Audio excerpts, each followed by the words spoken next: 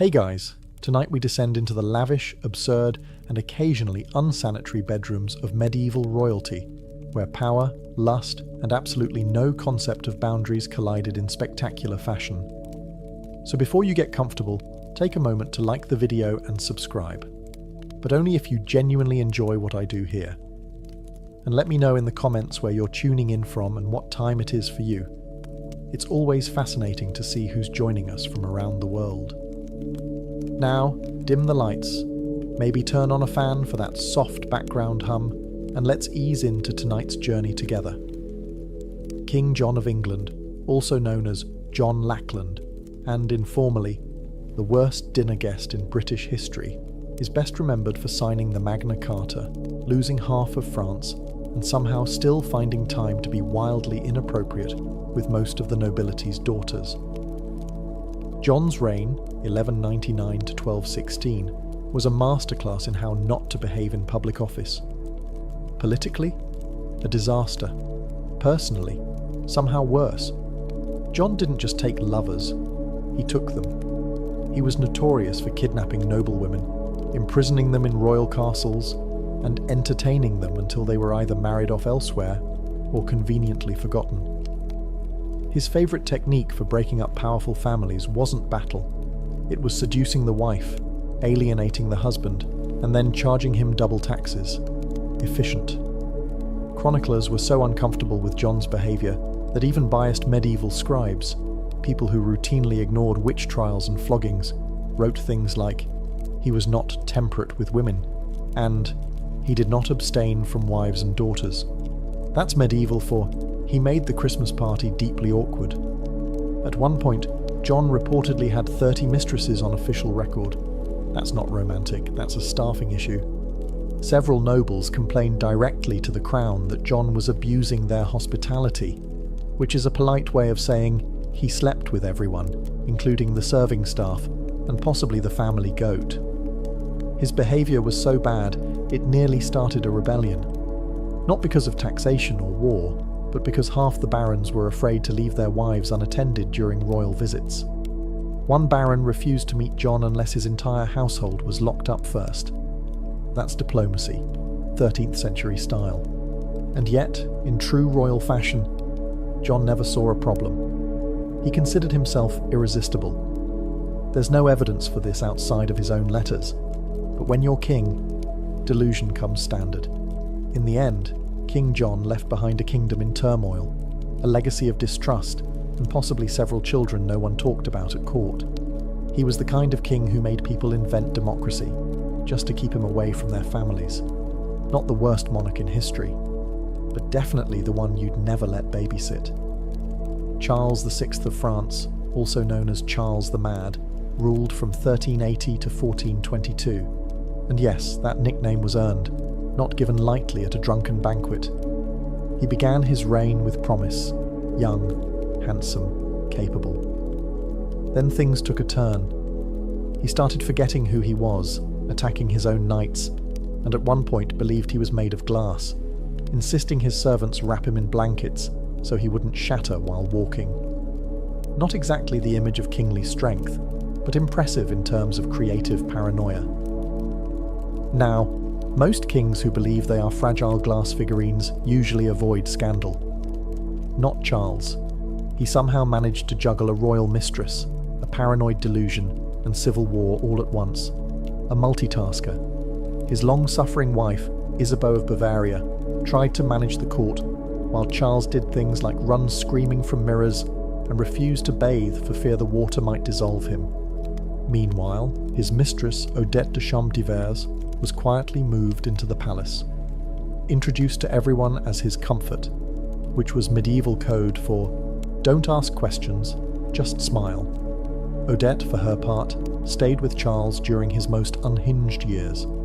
She must have had the patience of a saint or the property rights of a queen. She reportedly brushed his hair, listened to his glass-based ramblings, and helped him put on multiple layers of padded clothes so he could sit down safely. Nothing says passion like strapping your royal lover into a pillow suit. But Charles wasn't just eccentric behind closed doors. He also hosted court entertainments where things went horribly wrong. During one infamous event known as the Bal des Ardents, he and his friends dressed as wild men in flammable costumes and danced around with torches. Naturally, someone dropped a flame, and several of them burned alive. Charles survived, but his dignity did not.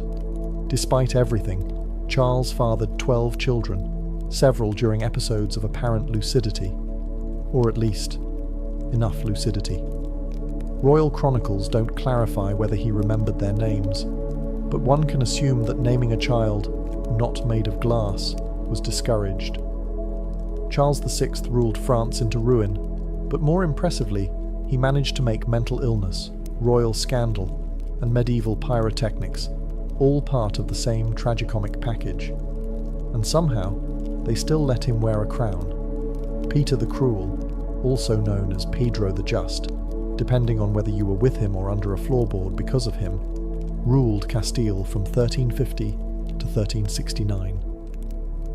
His idea of romance was a curious blend of royal charm, obsessive jealousy, and the occasional politically inconvenient murder. His early love life wasn't exactly Shakespearean.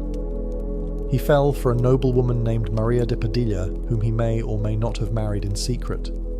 The secrecy part is key, mostly because he was also being married off to other women for alliances, which made things slightly awkward. One of those women was Blanche of Bourbon, a French noblewoman he married, then locked in a castle 3 days later. She spent the rest of her life imprisoned because Peter decided Maria had prettier hair. Or maybe he just didn't like Blanche's accent. Either way, it was an aggressive form of ghosting. Maria, meanwhile, became his lifelong obsession. Even when he married other women, she remained his favourite. When she died, Peter reportedly wept for days, and then ordered that she be declared his legal wife retroactively, just to confuse everyone, and possibly to justify the fact that she had already given birth to 4 of his children. But Peter's passions didn't stop at unannounced annulments and royal kidnapping. He was known for falling in love violently, which is not poetic. It's just dangerous. One of his mistresses, Doña Juana, tried to leave him. She was later found in pieces, as were several of his political enemies and cousins, and occasionally people who made eye contact at the wrong moment. Contemporary accounts mention that Peter sometimes watched executions from his balcony while lounging with a mistress. That's not charming sociopath. That's HBO villain with poor impulse control. But even with all the drama, the Castilian court was never boring. Gossip flowed faster than wine, and Peter's relationships blurred the line between passion and vendetta. His idea of romantic gestures included surprise weddings, surprise divorces, and the occasional surprise stabbing. Eventually, Peter was killed by his own half-brother in a rather symbolic act of family therapy.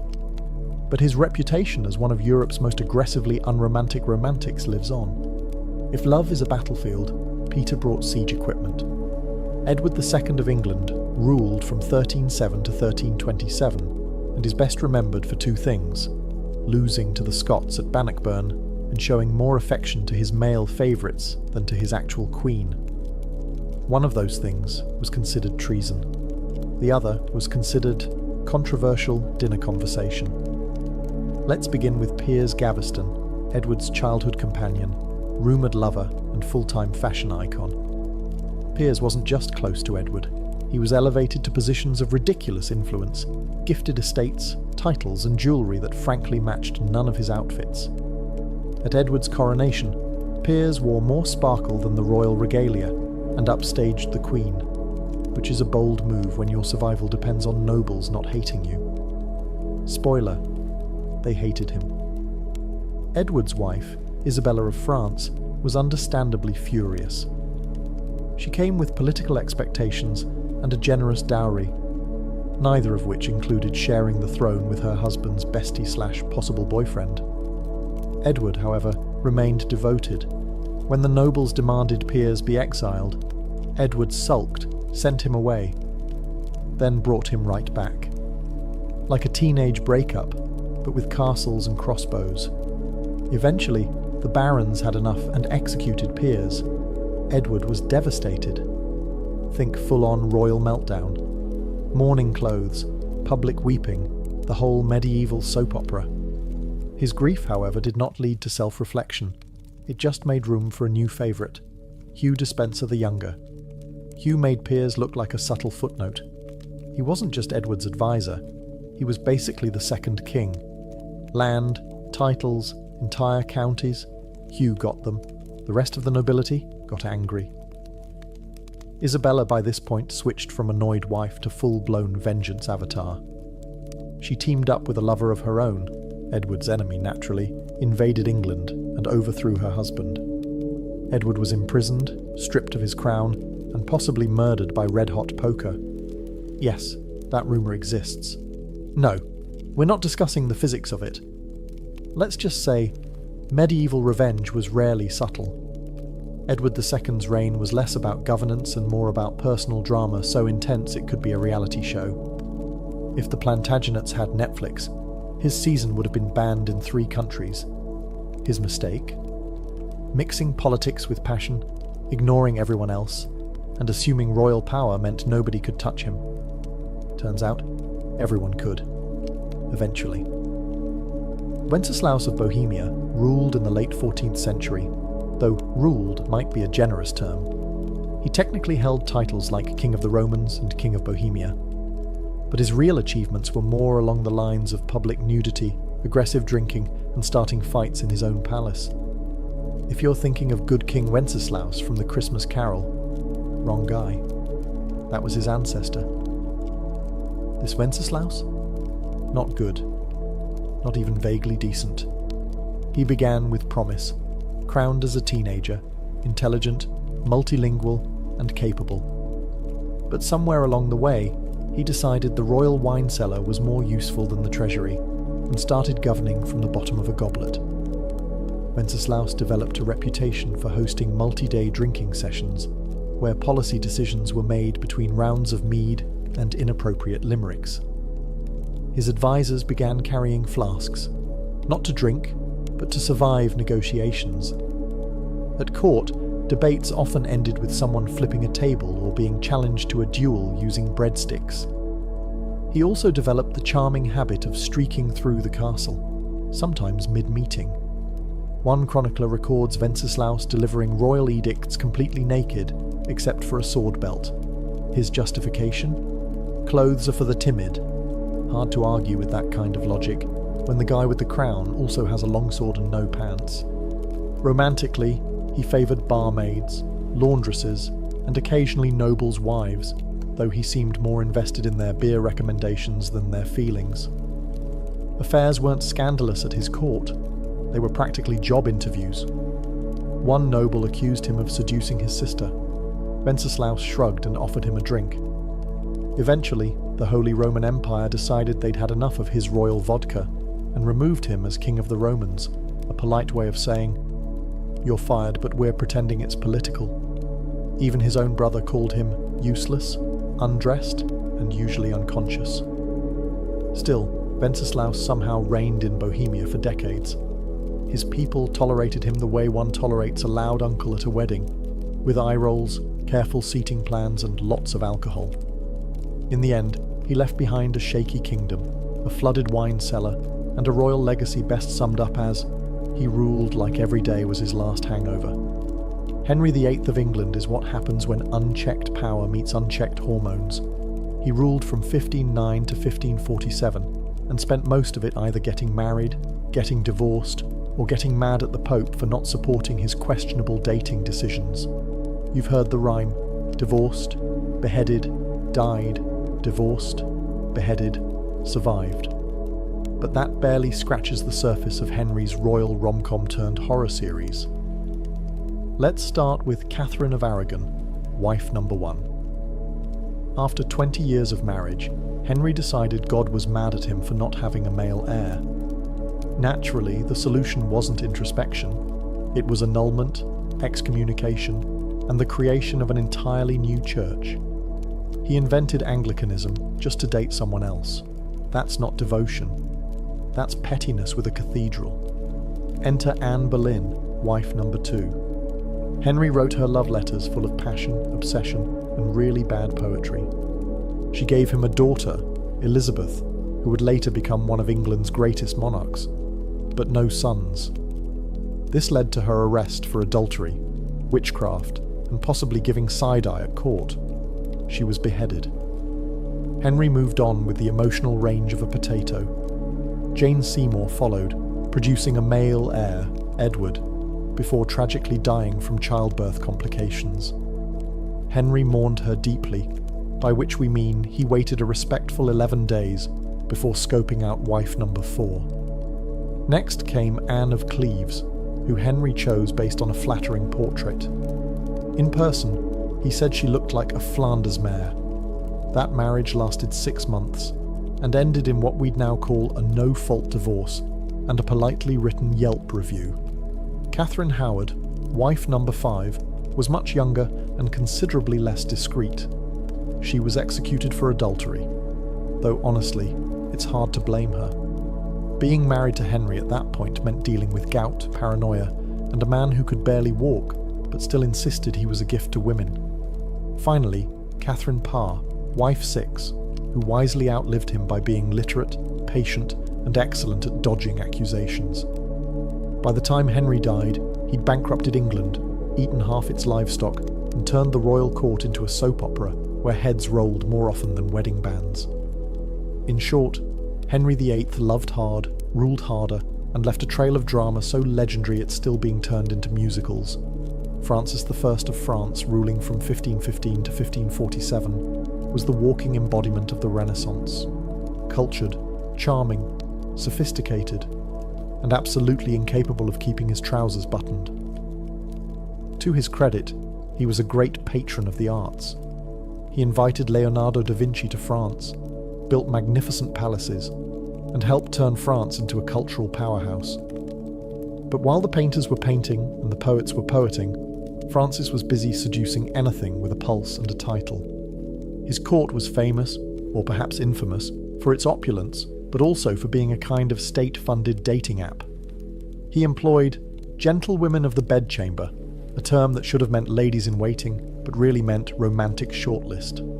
Entire political alliances were derailed because Francis accidentally bedded the ambassador's wife. And this wasn't quiet, subtle adultery. Francis was loud about it. He once declared to foreign dignitaries that French kings were expected to be excellent lovers, which is noble sounding until you realize it came from a man who treated treaties and mistresses with the same level of commitment, which is to say, temporary. His most famous affair was with Françoise de Foix, a noblewoman who became his official mistress. She was witty, educated, and likely the only woman who could roast him in public and survive. Eventually replaced, because of course, she was followed by Anne de Pisseleu de Hailly, a woman whose name sounds like a medieval inside joke, and whose political influence was matched only by her ability to outlast the competition. Even his enemies couldn't help but notice. The Holy Roman Emperor, Charles V, once described Francis as more dangerous in the bedroom than on the battlefield. He meant it as an insult. Francis probably took it as a compliment. And somehow, amid the affairs, banquets, and what can only be described as diplomatic flirtation, Francis still managed to rule effectively. Though his wars were expensive, and his taste in women even more so, the man was nothing if not enthusiastic. His reign was a whirlwind of silk, scandal, and second-hand perfume. Francis I wasn't just a king, he was France's most seductive historical liability, and honestly, he wouldn't have it any other way. Alfonso XI of Castile ruled from 1311 to 1350, and he had one major hobby besides ruling a kingdom: ignoring his wife in the most public, extravagant way possible. His poor, politically strategic wife was Maria of Portugal, noble, well-connected, and unfortunately not Leonor de Guzman, the woman Alfonso actually cared about. Leonor was a Castilian noblewoman with a sharp mind, 11 children, and enough influence to basically run the court herself. And unlike Maria, she didn't need a crown to feel important. She just needed Alfonso's complete and shameless obsession. Now, most kings had mistresses. Alfonso turned his into a shadow queen. He built Leonor palaces, gave her land, took her everywhere. Meanwhile, Queen Maria was left sitting alone at royal events like an unwanted centerpiece, while Alfonso made googly eyes across the hall at his side chick, who was not even trying to be subtle about it. To make matters worse, or better, depending on your tolerance for medieval soap operas, Leonor wasn't just a mistress. She was politically active, negotiating treaties, commanding respect, and producing heirs like it was her full-time job. Which, let's be honest, it kind of was. Alfonso refused to even pretend Maria mattered. In fact, he only spent time with her once, and it was purely for diplomatic optics. After that, he retreated to Leonor's estate like a man allergic to marital obligations. This didn't sit well with Maria's dad, who happened to be the King of Portugal. At one point, international relations got so tense over the whole situation that a war nearly broke out. Imagine your in-laws being so mad about your mistress they consider military retaliation. But Alfonso didn't care. He continued parading Leonor around court like a royal trophy, and probably would have kept it up forever. If the Black Death hadn't killed him in 1350. That's right. It took a literal plague to end his affair. After Alfonso died, Queen Maria finally had her moment. She had Leonor imprisoned and executed in a move that historians call vengeful, and most of us would call extremely fair.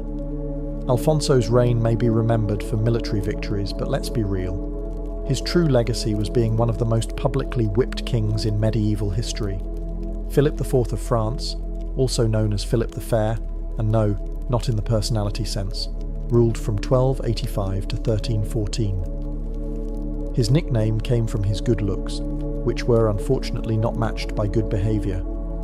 Outwardly, Philip was pious, serious, and all about moral reform.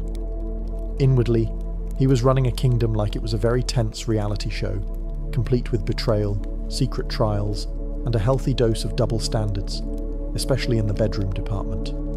His most infamous scandal was the Tour de Nesle affair, a medieval sex scandal so messy it could have been scripted by HBO.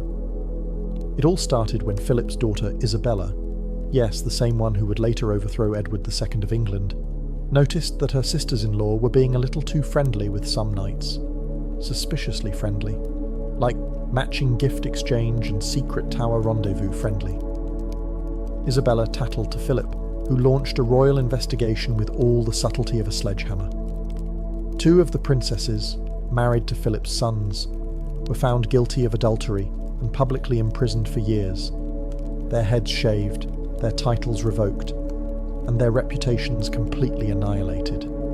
The 2 knights involved, tortured, flayed, and executed in the public square, because nothing says moral leadership like turning a family affair into a medieval snuff film. Now, here's where things get interesting.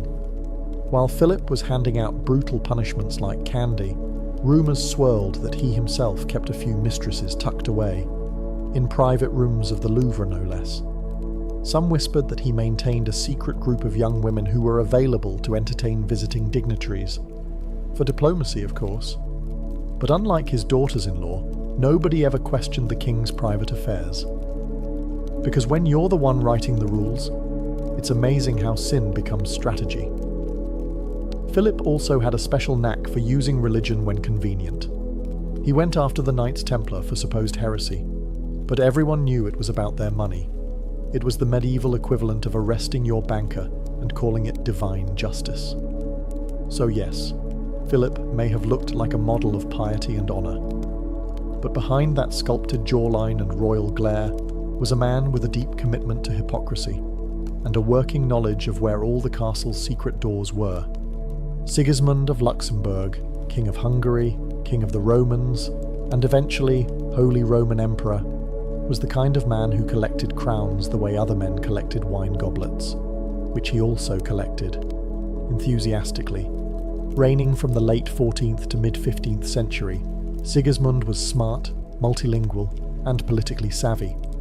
He also had a personal life so scandalous it would make a tavern bard blush. To begin with, Sigismund was married to Queen Mary of Hungary, a powerful woman in her own right. But marriage to Sigismund was more of a polite formality. He preferred his relationships less lawful, more frequent, and ideally, not followed by conversation. His romantic side projects included noblewomen, laundresses, and at least one Italian opera singer, long before opera existed, which speaks to his innovative spirit. Court officials often lost track of his mistresses, not because there were so many, but because they changed so frequently. Some historians suggest they just started numbering them. At court, his mistresses had their own quarters, servants, and in one case, a private chapel, which is either deeply romantic or just wildly inappropriate, depending on how you feel about praying next to someone's mistress. Sigismund also had a fondness for disguises, particularly dressing as a commoner and sneaking into towns. Sometimes it was for espionage, sometimes to flirt with local women under the guise of being a very tall merchant. Apparently, nobody found this suspicious, despite him being the only merchant with a full entourage of servants wearing royal crests. And yet, the man ruled for decades, launched crusades, hosted the Council of Constance, and reformed imperial politics, all while carrying on affairs that would make even Casanova go, "Steady on, mate." One ambassador once wrote that Sigismund greets all women as equals, especially in private, which, while vaguely progressive, also sounded suspiciously like an HR violation. But despite his extracurriculars, Sigismund remained immensely popular, mostly because he managed to appear regal in public while quietly running the most chaotic love life in Europe. He wasn't just an emperor. He was a one-man renaissance, equal parts strategist, statesman, and scandal. And somehow, he always got away with it. Louis XV of France, known as Louis the Beloved, ruled from 1715 to 1774. And by ruled, we mostly mean he hosted an endless royal after-party, where governance was optional and silk bed sheets were not. He started out promising enough, young, handsome, and poised to carry on the legacy of his great-grandfather, Louis XIV. But somewhere around his 20s, Louis decided national policy could wait, because he had a long list of ladies-in-waiting to attend to. Let's talk about the Parc aux Cerfs, the quiet little house near Versailles that Louis used for, let's call them, private auditions. Girls were recruited, usually poor but pretty, brought in discreetly, and rotated like seasonal produce. There were so many mistresses, the palace guards likely had a clipboard system. His most famous mistress, Madame de Pompadour, wasn't just a pretty face. She basically ran France behind the scenes. But when she lost interest in the physical side of their relationship, Louis said, "That's fine," and built a second harem instead. The logic? Keep Pompadour for brains and banter. Keep the Parc aux Cerfs for everything else. It was all very organized chaos. Each girl received gifts, titles, and in some cases, discreet housing once their contract expired. It was France's most unofficial but strangely efficient internship program. And the Queen, Marie Leszczyńska? She was around, somewhere, mostly ignored. Once she stopped having children, Louis treated her like antique furniture, too expensive to throw away but no longer relevant to the room. The scandal at court was so normalized that nobles didn't ask if the king had a mistress. They asked how many this week. Even foreign ambassadors gossiped in their letters about the turnover rate at Versailles. That's not a monarchy. That's a brothel with better uniforms. Ironically, Louis genuinely thought he was a good ruler, between lavish balls, discreet pregnancies, and awkward silences with his wife. His reign, while not catastrophic, set the tone for his grandson, Louis XVI, who would later lose his head, possibly because Grandpa spent too much time thinking with the wrong crown. In the end, Louis XV left behind a debt-ridden France, a disillusioned court, and a royal reputation that could best be summarized as loved by women, loathed by accountants. Christian VII of Denmark ruled from 1766 to 1808, though ruled might be too strong a word. Wobbled through life while other people ran the country is probably more accurate. You see, Christian had a few issues. He suffered from severe mental illness, likely schizophrenia, and was not particularly interested in the whole being king thing, unless it involved chasing servants with cutlery, which he apparently found hilarious. This made him more of a royal mascot than a monarch. Now Christian had a wife, Caroline Matilda of Great Britain, a sensible young woman who expected a somewhat normal marriage. What she got was a husband who preferred masturbating in public, talking to his hand, and disappearing during state dinners to ride imaginary horses down palace corridors. It's unclear what broke first, her patience or his grasp on reality. Enter Johann Friedrich Struensee, the king's physician. Smart, ambitious, and very interested in power, Struensee quickly became the real ruler of Denmark, and, somewhat awkwardly, the lover of the queen. Yes, that's right. Caroline Matilda went full soap opera and began an affair with her husband's doctor. And the king did not notice or care. Struensee wrote the laws, signed the edicts, and kept Christian occupied with puppet shows, sword games, and gentle nudges away from sharp objects. It was perhaps the only love triangle in history where one corner was just vaguely humming to himself in the background. Caroline and Struensee even had a child together, possibly the king's on paper, definitely not his in practice. For a while, the two ran Denmark like a very progressive, slightly scandalous think tank, but royal courts are rarely chill places. Eventually, Christian's jealous mother-in-law got wind of the affair and staged a coup. Struensee was arrested, tortured, and executed, quite dramatically, while Caroline was shipped off to exile with her reputation in tatters. As for Christian, he returned to being a gently supervised liability, spending the rest of his reign in a kind of padded silence. His reign is remembered less for achievements and more for the sheer absurdity of it all. A king who ruled nothing, a queen who tried her best, and a physician who tried a little too hard. History calls it a constitutional crisis. We call it Europe's weirdest love story. Charles II of England, who ruled from 1660 to 1685, came back from exile with one clear agenda: bring back fun, preferably with as many mistresses as humanly possible. Spoiler: mission accomplished. After surviving a civil war, hiding in oak trees and living in continental poverty, Charles returned to England as king, and promptly decided the nation needed a little less puritanism and a little more clothing-optional ballroom dancing. Parliament reluctantly agreed. Nicknamed the Merry Monarch, Charles had dozens of official mistresses, and those are just the ones we know about. His most famous flame was Nell Gwyn, a sharp-tongued actress who once called herself the Protestant whore, just to differentiate herself from all the other mistresses. Honestly, iconic branding. Then there was Barbara Palmer, titled Countess of Castlemaine, who was less mistress and more palace fixture. She was openly kept in royal apartments and had multiple children by Charles, all of whom were granted titles and land, because nepotism is more fun when it's flirty. Charles didn't even pretend to be discreet. He brought his mistresses to court events. He paid them government pensions. He even had a corridor built at Whitehall so they could reach his bedroom without disturbing the ambassadors. Efficiency. Thy name is Charles. Queen Catherine of Braganza, his long-suffering wife, endured it all with quiet dignity and possibly a flask.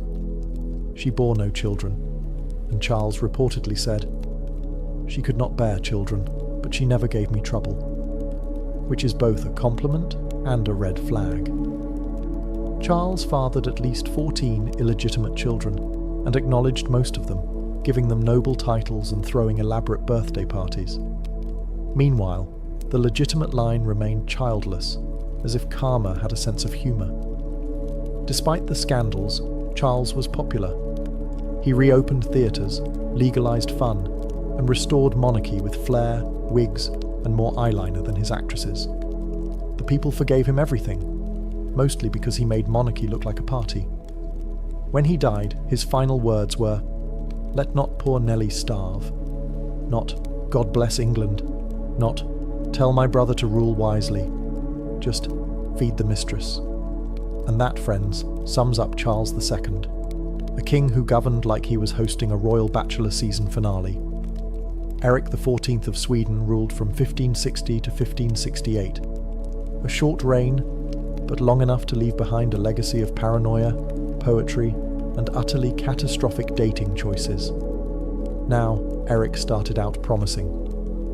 Tall, handsome, fond of astronomy and the arts, the kind of king who might write you a love sonnet and then explain planetary orbits over dinner.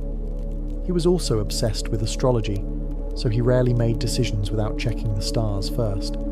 Unfortunately, the stars never told him to chill. Eric had a thing for noble women, but not in the subtle, whisper-in-a-garden kind of way. He proposed to Queen Elizabeth I of England multiple times, and she repeatedly declined, politely, then firmly, then with complete silence. Eric didn't get the hint and even sent portraits of himself as gifts, which is the 16th century equivalent of sliding into someone's DMs with a shirtless selfie and a marriage contract. After Elizabeth ghosted him, Eric set his sights lower, in rank, not enthusiasm. He fell for Karin Mundsdotter, a commoner and the daughter of a jailer. This scandalized the nobility, which only made Eric dig in harder. He married her, crowned her queen, and then spent the next year having emotional breakdowns, imprisoning nobles, and stabbing people he thought looked at her funny. His most infamous moment? The Stura murders. A casual dinner party that ended with Eric personally killing a noble with a knife while shouting things that made his courtiers question whether astrology had finally broken his brain. By this point, he was hearing voices, hiding from invisible enemies, and occasionally dressing in disguise to spy on his own council. The nobility staged an intervention, which, in royal terms, means they locked him in a castle and handed the crown to his brother. Eric spent the rest of his life imprisoned, writing bizarre love poetry to Karin, occasionally ranting about conspiracies, and probably regretting stabbing that guy mid-supper. Sweden learned a few things from Eric's reign. Always check your dinner guests for hidden blades, avoid kings who write their own horoscopes, and maybe, just maybe, don't crown the man who insists the moon is whispering about betrayal. Ferdinand I of Naples, also known as Ferdinand of Aragon, ruled from the mid-15th century and brought with him a rare blend of charm, brutality, and a hobby that would make most people cancel dinner plans immediately. On the surface, Ferdinand was a cultured and efficient ruler. He stabilized his kingdom, balanced the budget, and crushed rebellions with impressive speed. But his leadership style leaned heavily into friendly dictator with a side of psychological warfare. Case in point, his approach to enemies. Most kings exiled traitors, some imprisoned them. Ferdinand, he preferred to stuff them. Yes, taxidermy, of humans. After executing rebellious nobles, he had them embalmed and displayed in a private museum underneath his castle. It was called the Black Room, and he gave guided tours to foreign dignitaries, visiting ambassadors, and even potential traitors.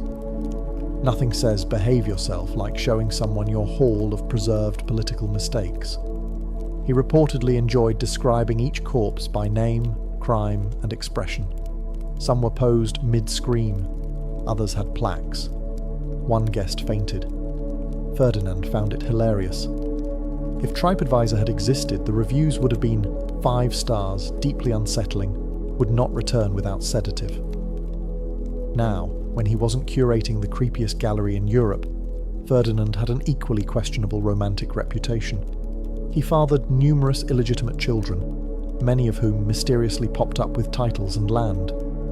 His official queen was just one lady among many, and it's suspected that Ferdinand saw marriage as more of a suggestion than a rule. His mistresses ranged from noblewomen to peasants, with the only common factor being his complete disregard for discretion. Royal banquets sometimes doubled as flirtation contests. One ambassador noted that Ferdinand never dined without sampling from multiple courses, political and otherwise. And yet, despite all this, Ferdinand remained popular. His people admired his strength. Nobles feared him. And visiting enemies, upon seeing the Black Room, quickly lost interest in rebellion. He ruled for decades, died in his bed, and passed the kingdom to his legitimate-ish heirs. Ferdinand's legacy? A stable kingdom, a terrifying basement, and the firm understanding that some kings build alliances, others collect warning signs in glass cases. The year was 1119. The dust of the First Crusade still clung to the broken stones of Jerusalem. Christian pilgrims were flocking to the Holy Land in droves, believing the sacred city was now safe. But outside the city walls, it was chaos. Bandits prowled the roads, Muslim warbands struck caravans, and travelers were butchered or sold into slavery. The dream of Christian safety in the East was collapsing. That's when a knight named Hugues de Payan, along with 8 companions, made a vow. Not to a king, not to a lord, but to God. They pledged to protect Christian pilgrims with their lives, not just as soldiers, but as monks. They took vows of poverty, chastity, and obedience. No wives, no gold, no lands, just horses, swords, and faith. They called themselves the Poor Fellow Soldiers of Christ and of the Temple of Solomon. A mouthful, yes, but that final phrase mattered, because King Baldwin II gave them quarters on the Temple Mount, where the ruins of Solomon's temple stood. From this holy ground, they took their name, the Knights Templar. For 9 years, they remained a tiny group, unofficial, underfunded, and dangerously committed. They lived like beggars, borrowing armor, sharing war horses, training like maniacs. But they were disciplined, devout, dangerous, and their reputation began to spread. It wasn't long before their strange blend of monk and warrior caught the attention of one of the most influential men in Christendom, Bernard of Clairvaux. Bernard was no ordinary abbot. He was a spiritual rock star. When he spoke, popes listened, and he saw something divine in these men. At the Council of Troyes in 1129, he helped draft the official rule of the Templars, a rigid monastic code infused with martial purpose. He praised them as the new knighthood, a holy elite who fought not for glory, but for God. With Bernard's blessing and the Pope's approval, the Knights Templar were no longer just a desperate band of misfits.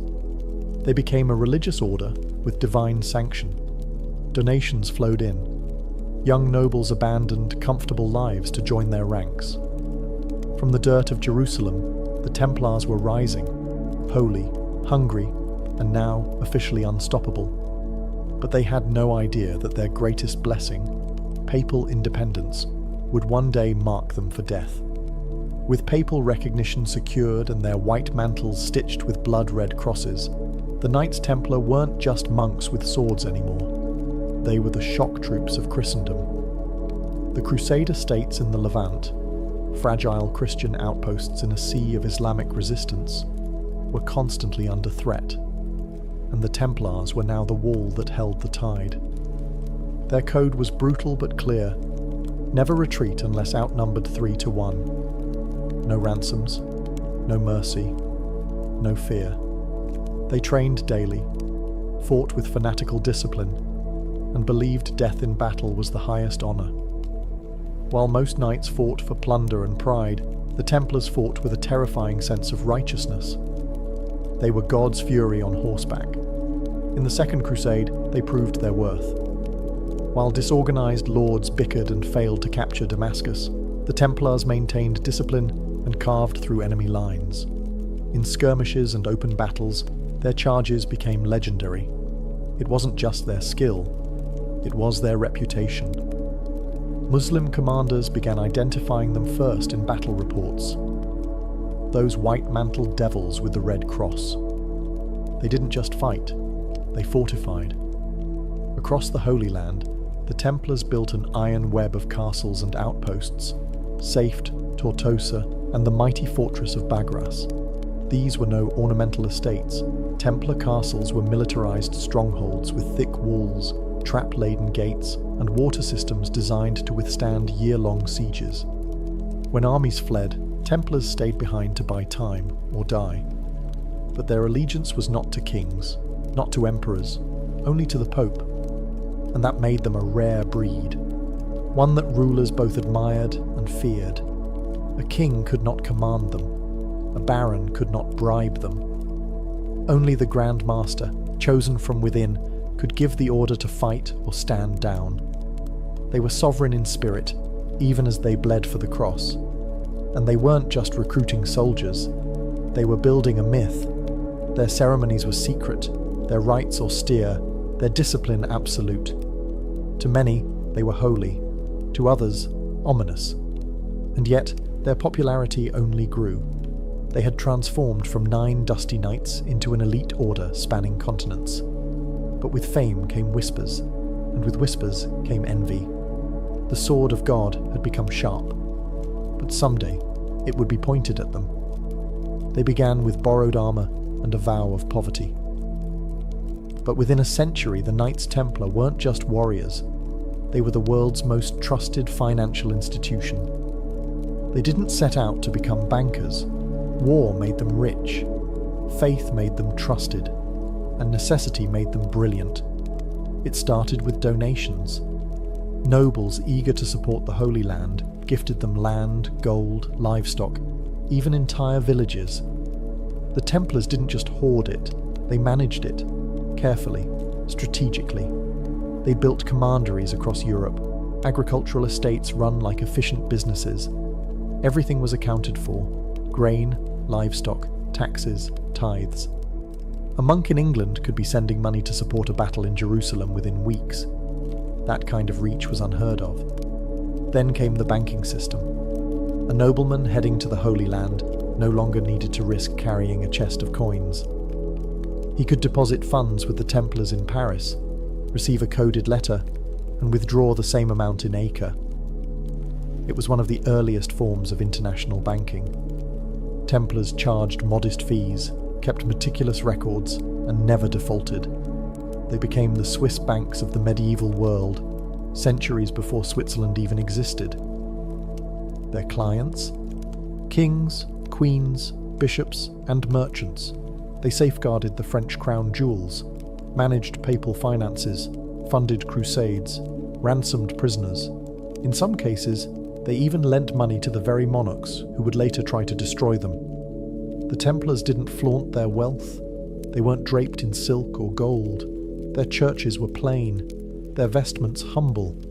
But beneath that austerity was an empire of ledgers, vaults, and armoured wagons, an invisible hand that touched nearly every economy in Europe. And yet, they refused to call themselves bankers. They were monks. Everything they did, they claimed, was in service of God. But the more gold they moved, the more enemies they made. The Church turned a blind eye. After all, the Templars answered only to the Pope. But kings grew nervous. They owed the Templars fortunes and couldn't control them. What began as a mission to defend pilgrims had evolved into something stranger. They were warriors with no battlefield, monks with no monastery, bankers with no kingdom. And while their coffers grew heavier, so did the weight of suspicion. Power without oversight? That's when kings start sharpening knives. For all their might, the Templars were fighting a losing war. The Crusader states, Outremer, were castles in the sand, constantly battered by the waves of Islamic resurgence. And leading that tide was Saladin, the brilliant Sultan of Egypt and Syria. Unlike the disorganized and often petty Crusader lords, Saladin was a unifying force. And he had one goal: retake Jerusalem. In 1187, that goal was realized at the Battle of Hattin. The Templars were there, fighting to the last. But they were crushed, outmaneuvered, outnumbered, and surrounded in the searing heat. The Christian army was annihilated. Saladin captured hundreds of knights. Most were ransomed. But when it came to the Templars, no mercy.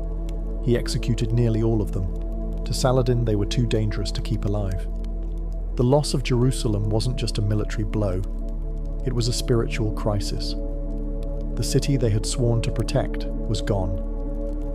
The Holy Sepulchre was back in Muslim hands, and with it, the Templars' original purpose had begun to crumble. Still, they regrouped. The Third Crusade brought reinforcements and Richard the Lionheart, who respected and relied on the Templars in battle. But even he couldn't retake Jerusalem. Over the next century, the Crusader states shrank like dying embers. One by one, cities fell: Antioch, Tripoli, and finally Acre in 1291. The last Templar stronghold in the Holy Land was lost. They retreated to Cyprus, where they built new headquarters and tried to maintain relevance. But something had shifted. They were still warriors, but with no Holy Land left to defend. What were they fighting for? Their castles stood empty. Their legends grew dusty. Their discipline, once their hallmark, began to fade. At the same time, rival orders like the Hospitallers gained ground. Accusations of pride, corruption, and arrogance followed the Templars across Europe. Some whispered they had grown too rich, too secretive. Others said they were hoarding relics, dangerous ones. The East had shaped them, forged them, broken them. And now without it, the Templars were adrift. They still had their wealth, their network, their aura of power. But they had lost the thing that made them essential: a sword with no war, a brotherhood with no crusade. And in that vacuum, powerful enemies were watching. By the dawn of the 14th century, the Knights Templar were still rich, still feared, and still powerful. But for the first time in their history, they were also irrelevant. The Holy Land was lost. No more crusades were on the horizon. They had become a military order with no war, a religious order with no clear mission, and a financial powerhouse that answered to no king, and that made them a target. No one eyed them with more suspicion or greed than King Philip IV of France. Known as Philip the Fair, he wasn't called fair for his sense of justice. He was deep in debt, bankrupt from wars with England and Flanders.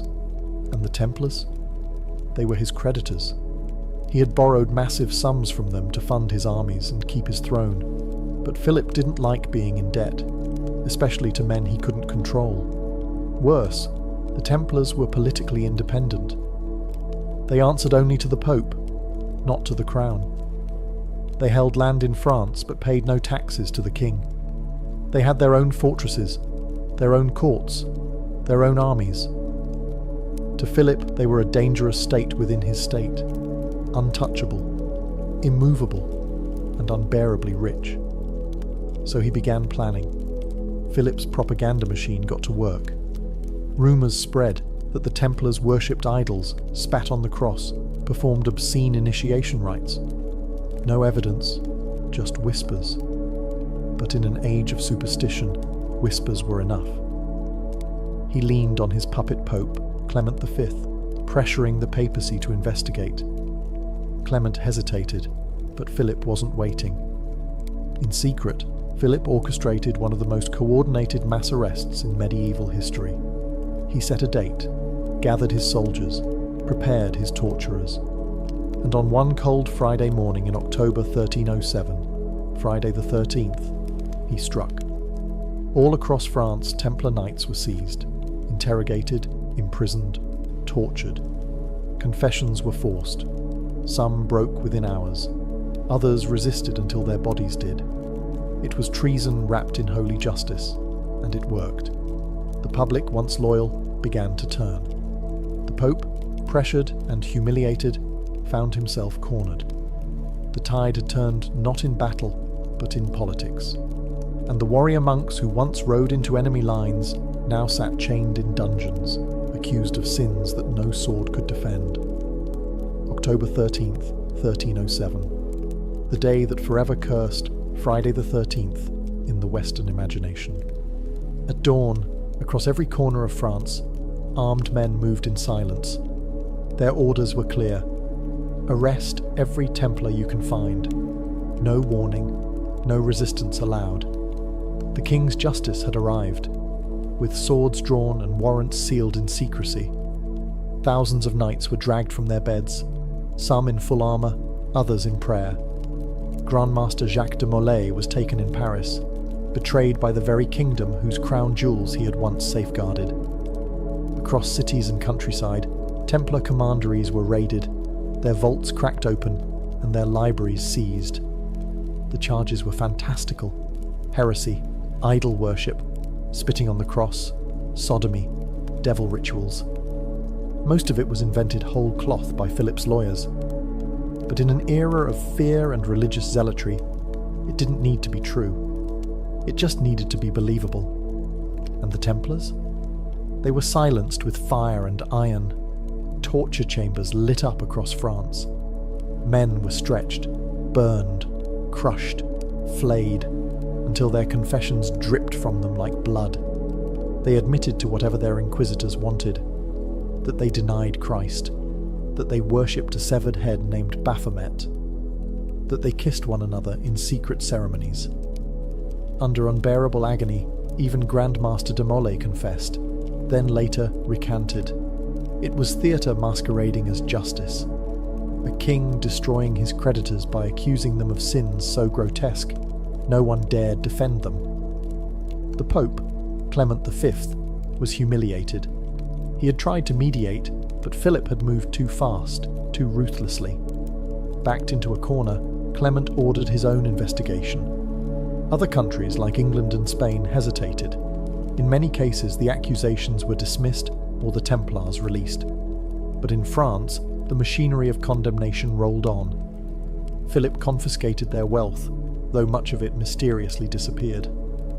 Some whispered the Templars had moved their treasure. Others claimed it had never been found. Still others said the real treasure wasn't gold, but knowledge, secrets, relics, the Holy Grail, the Ark of the Covenant. Whatever the truth, the damage was done. The Templars were no longer a brotherhood. They were fugitives, prisoners, dead men walking. The king had dealt his blow, not with armies but with ink, fire, and lies. And the world would never look at the Red Cross the same way again. By 1312, the end was inevitable. The Knights Templar, once the most powerful military order in Christendom, had been reduced to broken men in dark cells. Their confessions, wrenched out under torture, were used as justification for what came next. And what came next was dissolution.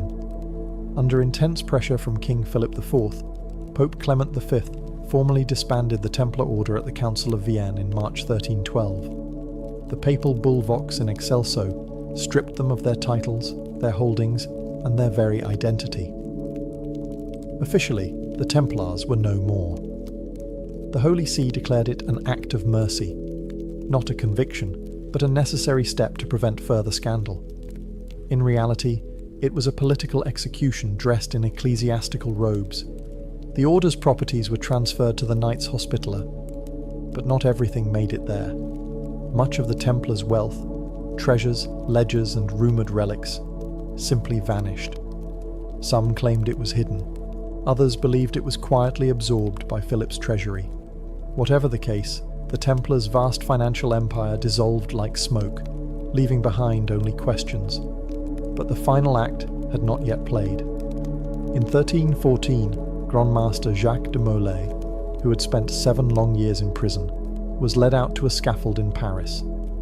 He was to be executed alongside Geoffroy de Charnay, another senior Templar. Both had recanted their confessions, insisting until the end that the order was innocent. And for that defiance, they would burn. They were tied to a wooden stake on a small island in the Seine. As the flames rose, de Molay shouted through the smoke, calling on God to judge those who had condemned him. According to legend, he cursed both King Philip and Pope Clement, declaring they would die within the year. And they did. Clement succumbed to illness within a month. Philip followed later that year, suddenly and without warning. Some whispered it was divine justice, others called it coincidence. But the myth stuck. The Templars had died cursing their killers, and the heavens had listened. With that, the last true voice of the Knights Templar was silenced in fire. Their story ended, not in battle, but in betrayal, torture, and flame. Yet even as they were erased from the map, their legend was just beginning to take root. The fires of the Templar executions died out, but the embers of their legend burned hotter than ever. With the Order disbanded, their castles seized and their leaders executed, it seemed their story was over. But something strange happened. Instead of fading from memory, the Knights Templar transformed, from disgraced monks into eternal symbols of mystery and power. The secrecy that had once protected them now fed rumours. What happened to their treasure? Where were their scrolls, their relics, their holy knowledge? Some believed the Templars had spirited away the Holy Grail before their arrest. Others whispered they had hidden the Ark of the Covenant, or guarded descendants of Jesus himself. There was no proof, just shadows. But in the medieval world, shadows were enough. Then came the idea that the Templars had survived underground. Though officially disbanded, many former Templars quietly blended into society. Some joined other monastic orders. Some became mercenaries. But others, legend claimed, went secret. They formed hidden brotherhoods, preserving their rituals and relics in silence, biding their time. Centuries later, those stories mutated into myths. The Templars were credited, or blamed, for everything from the construction of Gothic cathedrals to the founding of Freemasonry.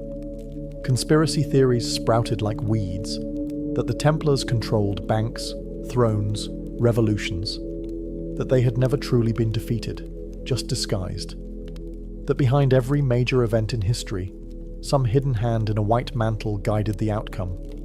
Pop culture didn't help. The Templars showed up in books, games, films, sometimes as heroes, other times as villains. Dan Brown's The Da Vinci Code turned them into custodians of holy bloodlines. Assassin's Creed made them a global cabal, pulling the strings of civilization. Each retelling distorted the truth, but fed the fascination. In reality, the Templars were flesh and blood. Brave, yes. Flawed, certainly. Religious warriors who tried to mix monastic vows with the violence of war, and paid the price. But myths endure because they offer something history often can't: answers, meaning, mystery. The real Templars died on scaffolds and in dungeons.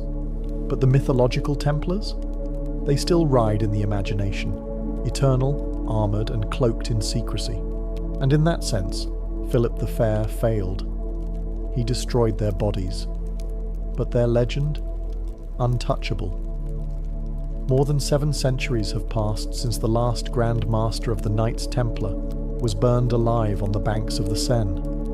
But the Red Cross still lingers, in literature, in architecture, in symbols carved into old stone and whispered through conspiracy theories.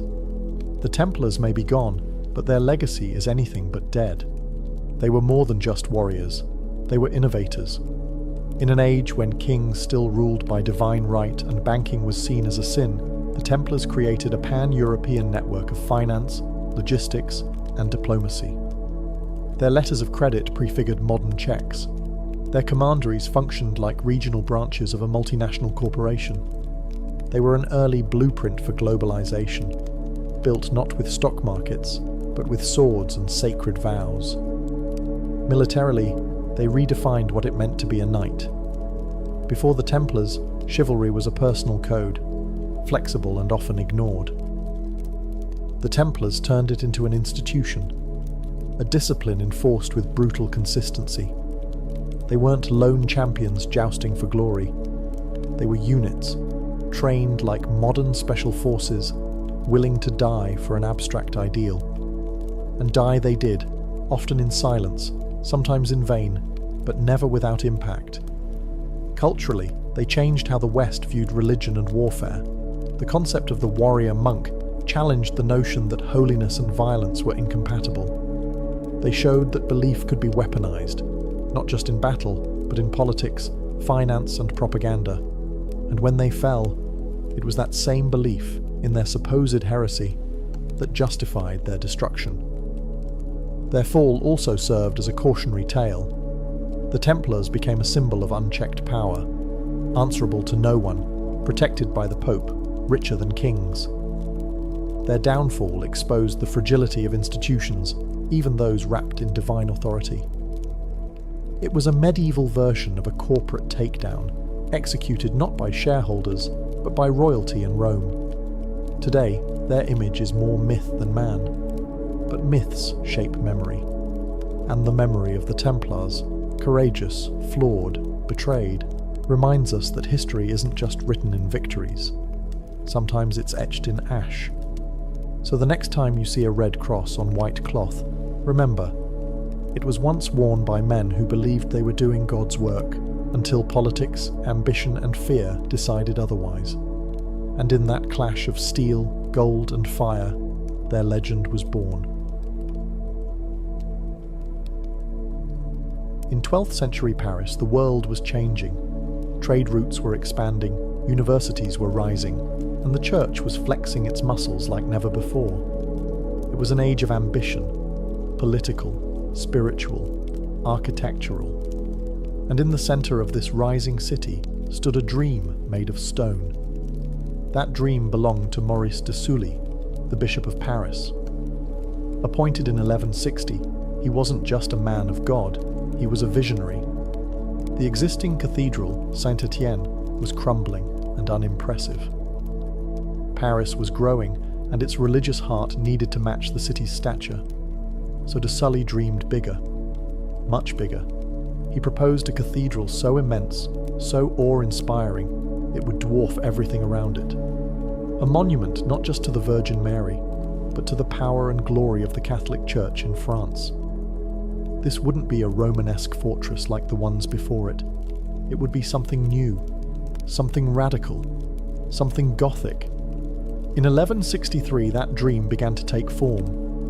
According to tradition, Pope Alexander III himself laid the first stone during a ceremonial blessing. Construction began on the eastern end, the choir and apse, where priests would one day sing hymns beneath towering arches of glass and stone. But this was no ordinary build. Notre Dame wasn't just a building, it was a generational commitment. And so the people of Paris, stonemasons, blacksmiths, carpenters and artists, began the work. They hauled limestone from nearby quarries, shaped it with medieval tools, and raised scaffolding that scraped the heavens. Every block was laid by hand, every carving, every window, every rib of the vault, crafted with patience, faith, and sweat. It would take decades to complete even the first sections. Workers laboured knowing they would never live to see the towers finished. Sons inherited chisels from fathers. Generations passed with Notre Dame still rising, slowly, gloriously, above the Parisian skyline. But for Bishop de Sully, the goal was clear: to build a house of God so magnificent that merely entering it would humble the soul. Notre Dame was never meant to be just a church. It was an act of worship carved in stone, a testament to what humanity could build when it aimed for heaven. The first stone was only the beginning. What came next would reshape the skyline and the soul of medieval Europe.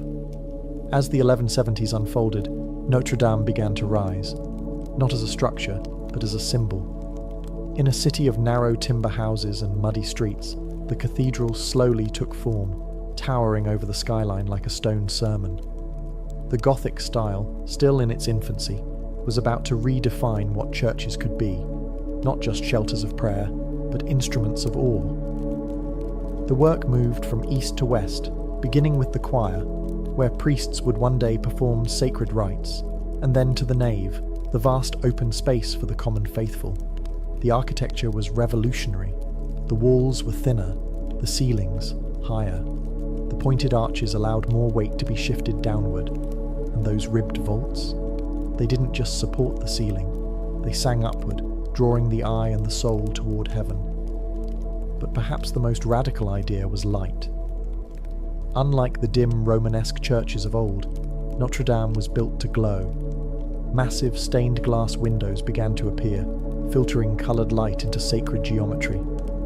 Scenes from scripture burst into life with the rising sun. The church wasn't just telling stories anymore, it was illuminating them. Every piece of Notre Dame had meaning. The columns weren't just supports, they represented saints.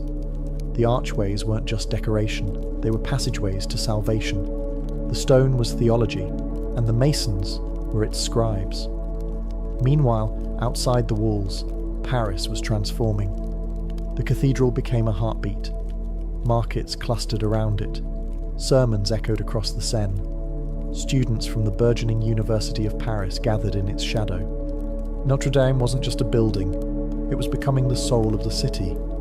Yet progress was slow. There were no cranes, no power tools, just muscle, wood scaffolding, and endless resolve.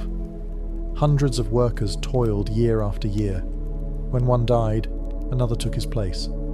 Names were rarely recorded. Their reward wasn't fame, but faith. They built not for themselves, but for God and generations unborn. By 1200, the choir and much of the nave stood tall. The outlines of a miracle were taking shape. Notre Dame was no longer a dream. It was stone and glass, sweat and prayer. And just as the structure reached skyward, so too did the ambitions of its builders. Because what they planned next would defy gravity and reason. Notre Dame was unlike anything the city had ever seen, but it was also dangerously ambitious. As the walls rose and the vaulted ceilings expanded, a problem emerged. The weight. The stone ceilings pressed outward, not just downward. The higher the vaults climbed, the more they threatened to push the walls apart. Traditional Romanesque churches solved this with thick walls and tiny windows, but Notre Dame was built to breathe, to glow, to reach the heavens in both spirit and space. That's when the Masons did something revolutionary. They took a bold architectural idea, one barely tested at the time, and ran with it, the flying buttress. These weren't mere supports. They were external arms of stone, arching from the upper walls down to solid piers standing apart from the main building. Like skeletal wings, they braced the cathedral from the outside, transferring the outward force of the ceiling into the ground, where it could do no harm. From the ground, they looked impossibly delicate, like lace made of limestone. But they were engineering genius, and they allowed Notre Dame to become what it was always meant to be, a structure of air, light, and impossible height. The use of flying buttresses changed everything. With the pressure off the interior walls, the builders could add even more windows. The great rose windows, vast wheels of stained glass depicting saints, angels, and apocalypse, were no longer a dream. They became reality. Colour exploded into the sacred space, and God's stories now came not just from the pulpit, but from sunlight itself. Ironically, the original plans for Notre Dame didn't include flying buttresses. Early Gothic builders hadn't yet grasped their full potential. But as the structure grew, so did the strain. The masons adapted on the fly, literally. They began adding these stone wings in the early 1200s, turning necessity into poetry. Critics at the time were divided. Some thought the exposed supports were unsightly, interrupting the clean silhouette of the building, but most stood in awe. Notre Dame looked like it was being held in place by stone angels mid-flight. The cathedral was no longer just a house of God. It was a living demonstration of what faith and math could build together.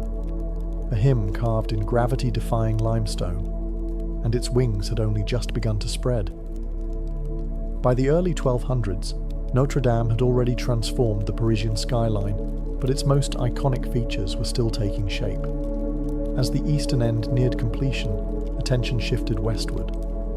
What rose there would become the face of the cathedral, the part most people would recognize first: the twin towers and the monumental west facade. This facade wasn't just an entrance, it was a statement, spiritual, architectural, and political. The church wanted you to feel small as you approached it, and it succeeded. The doors soared to impossible heights. Above them, rows of sculpted kings, prophets, saints, and demons watched every visitor. You weren't just entering a building, you were walking into sacred judgment. Construction began on the west towers around the 12th and 20s. Like everything else at Notre Dame, they took decades to finish. Each tower rose in stages, block by block, higher and higher, until they reached nearly 70 meters tall. And yet, they were never completed as originally planned. No spires, no needle points, just massive, flat-topped silhouettes, majestic in their simplicity. Between the towers sat the Gallery of Kings, 28 statues representing the monarchs of Judah, misunderstood during the French Revolution as French kings and tragically decapitated by angry mobs. But during the 13th century, they sent a clear message: divine right, heavenly order, sacred rule. The church and the crown walked hand in hand, and this was their front porch.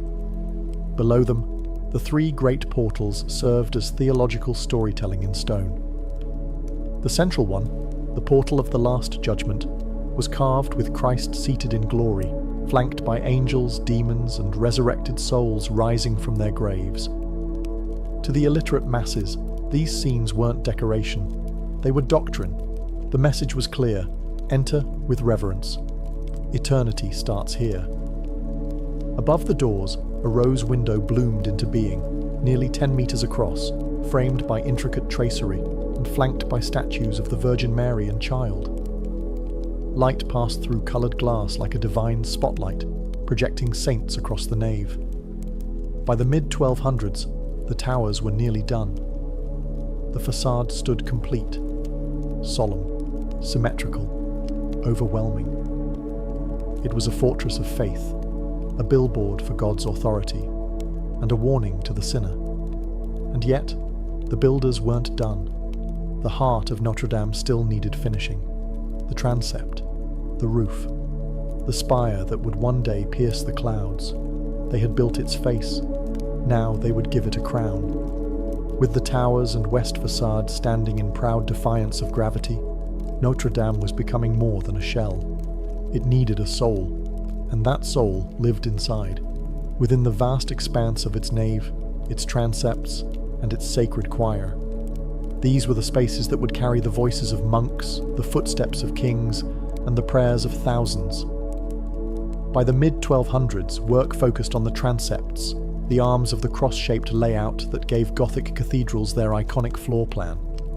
Under architect Jean de Chelles, and later Pierre de Montreuil, these wings were expanded and adorned with new rose windows, even more ornate than those on the western end. The north transept featured a luminous window that bathed the space in cool blues and heavenly purples. The south, warmer, fiery, and just as divine. These weren't just design choices, they were theology in colour. The northern window represented the Old Testament, the southern, the New. The two wings told the full story of salvation, one illuminated in light, the other in fire. Inside the cathedral, columns soared like tree trunks in a forest of stone. Vaulted ceilings stretched nearly 35 meters high, their ribbed arches meeting like palms in prayer. This wasn't architecture. It was choreography, an upward motion guiding the soul toward heaven. And then there was the altar, the sacred center of the space. Here, the Mass was celebrated. Here, relics were venerated. And here, the elite of France came to kneel. Royal weddings, coronation masses, papal visits. Notre Dame became the spiritual stage for the nation itself. But it wasn't just the elite who filled these walls.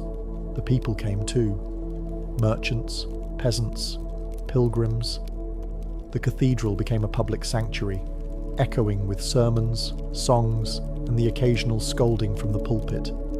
It was a place to witness miracles, or to beg for one. Every surface inside told a story. The sculptures, the stained glass, even the floor tiles. Notre Dame didn't just house the divine, it performed it. Faith was everywhere, carved in stone, floating in incense, radiating from glass. By the late 13th century, the interior was nearly complete. The heart of the cathedral beat strong. But it still lacked one thing, a crown to pierce the heavens. And that's when they began building the spire. By the end of the 1200s, Notre Dame already looked like a miracle. Its towers soared, its nave echoed with sacred chants, and its rose windows flooded the interior with divine light. But something still seemed unfinished. The cathedral had a face, a heart, and wings, but no crown. No vertical accent to lead the eye beyond the roofline and into the heavens. That's when plans began for the spire. Unlike the twin towers, which were heavy and grounded, the spire would be elegant, an upward-pointing needle rising from the crossing of the transept, right at the centre of the church's cruciform layout. Constructed from oak and clad in lead, the original spire was both a technical challenge and a spiritual statement. This wasn't just decoration, it was the exclamation point of Notre Dame, its most visible prayer. Its construction demanded master carpenters and metalsmiths. Oak beams were hoisted by human power, winches, pulleys, scaffolding. The structure had to be light, yet stable, to withstand the winds that battered Paris from the Seine. When finished, the spire pierced the sky like a sword lifted in devotion, and beneath it, even more intricate work was unfolding. Gargoyles, those bizarre, haunting creatures, emerged from the stone. They weren't just grotesque for fun. Many served as waterspouts, diverting rain away from the masonry. Others were symbolic, guardians meant to frighten away evil or remind sinners of what awaited them. The final phase also included dozens of chimeras, statues of hybrid beasts perched high above Paris, their eyes forever scanning the horizon. They were nightmare and marvel rolled into one, part of the Gothic love affair with mystery and symbolism. Inside, the chapels were completed, choir stalls carved, and relics enshrined. Notre Dame was now fully operational, both a sacred machine and a national stage. It had taken over a century of work, tens of thousands of workers, and the faith of an entire kingdom. By 1345, nearly 200 years after the first stone was laid, the cathedral was considered complete. But complete was never the right word. Notre Dame was never frozen in time. It would be restored, reinvented, and resurrected across centuries. But by the 14th century, the structure itself was done. The Gothic age had built its masterpiece. By the mid-14th century, Notre Dame de Paris was no longer just a cathedral, it was the cathedral, a towering symbol of Catholic dominance, royal authority, and national identity. For the next 4 centuries, it stood not only as the heart of Paris, but as a stage upon which the great dramas of France would unfold. It became the beating heart of state religion, hosting coronations, royal weddings, and solemn funerals. When kings married, they did so under its vaulted ceilings. When wars were declared or victories celebrated, the bells of Notre Dame rang loud across the Seine. Monarchs entered as rulers of land and exited as chosen of God. But it wasn't only kings who passed through those great doors. Generals, bishops, and foreign dignitaries came to kneel or negotiate, and when disasters struck, famines, plagues, invasions, Parisians filled the nave with prayers and processions, desperate for divine intervention. The cathedral became a sanctuary of hope and fear, always watching, always waiting. Politically, Notre Dame became the spiritual anchor of the French monarchy. Its central location, on the Ile de la Cité, at the literal and symbolic heart of Paris, made it the perfect backdrop for ritualized power. Priests blessed banners before war. The crown was linked not just to royal blood, but to divine mandate. If the king ruled France, then Notre Dame ruled his soul. And culturally, it remained a centre of awe. Pilgrims travelled miles just to glimpse its sacred relics, including the crown of thorns, believed to have been worn by Christ himself. Its great organ thundered during feast days. Its choirs echoed with polyphonic music that pushed medieval boundaries. Notre Dame wasn't static. It evolved, absorbing new art styles, musical traditions, and liturgical forms. But by the 17th and 18th centuries, its Gothic beauty began to fall out of favour. Baroque architecture was in vogue, and Notre Dame, dark, spiky, and medieval, was seen as outdated. Some renovations were even attempted to modernise its look, smoothing what had once been daring. Still, it stood, a cathedral caught between centuries, revered, yet increasingly overlooked. Its towers weathered storms and time. Its bells still tolled, but something was shifting beneath its foundations.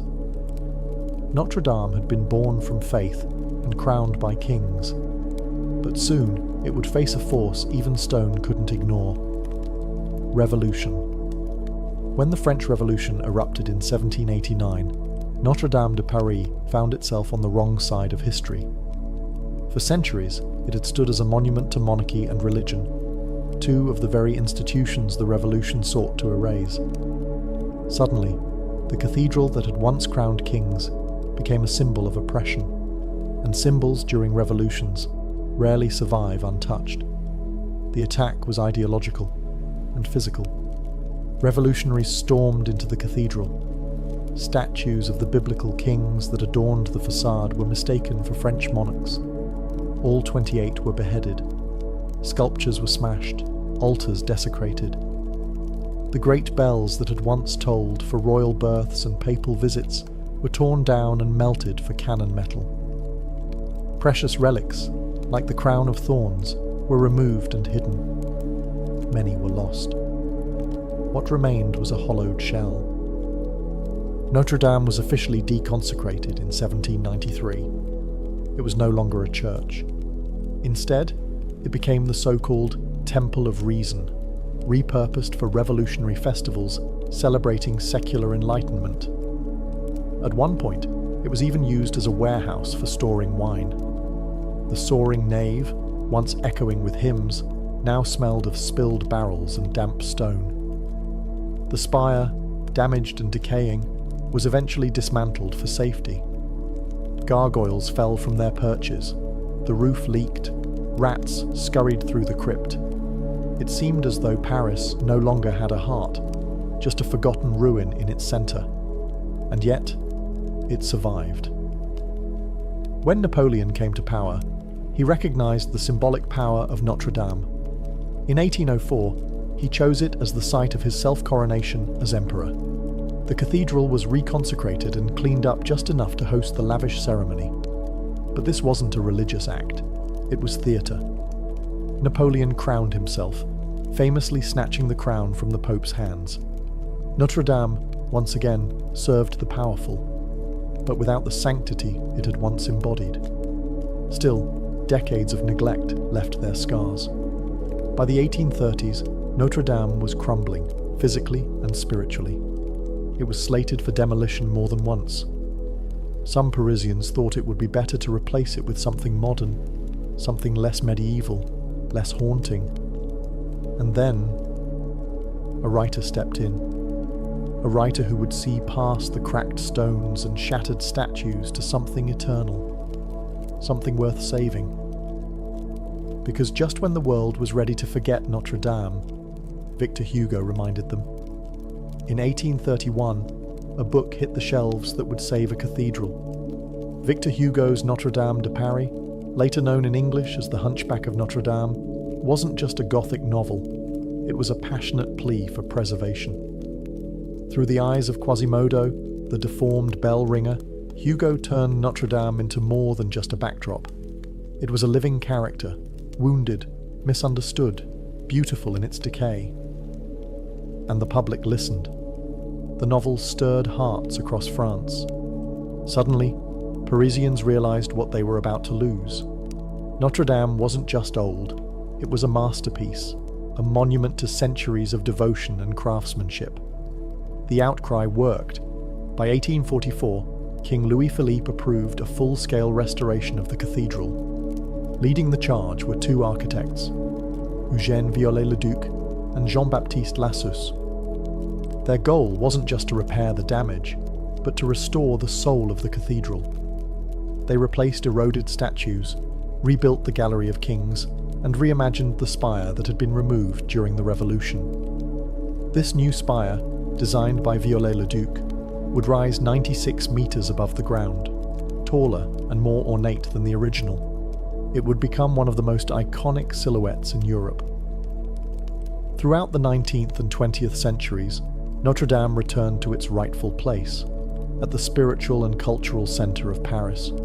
It hosted masses, witnessed liberation ceremonies, and welcomed millions of visitors. It survived 2 world wars. During the Nazi occupation, its bells remained silent. When Paris was finally liberated in 1944, they rang out in triumph, but tragedy would strike again. On April 15, 2019, a fire broke out beneath the roof. Within minutes, flames engulfed the wooden lattice known as the Forest, some beams dating back to the 13th century. The fire raged for hours. The roof collapsed. The 19th century spire fell in a plume of smoke. The world watched in horror as one of humanity's greatest monuments seemed to vanish in real time. And yet, once again, it survived. The stone towers stood firm. The rose windows endured. The relics were saved. And the people of France, along with the world, vowed to rebuild. Notre Dame has always been more than architecture. It is memory, identity, resilience, a church, a symbol, a survivor. And in every stone that rises from its ashes, it reminds us faith and beauty can be reborn. She was born in 1775 in the Guangdong province of China. Her birth name was never recorded. History would come to know her simply as Zheng Yi Sao, wife of Zheng Yi. But what she did with that name would shake empires.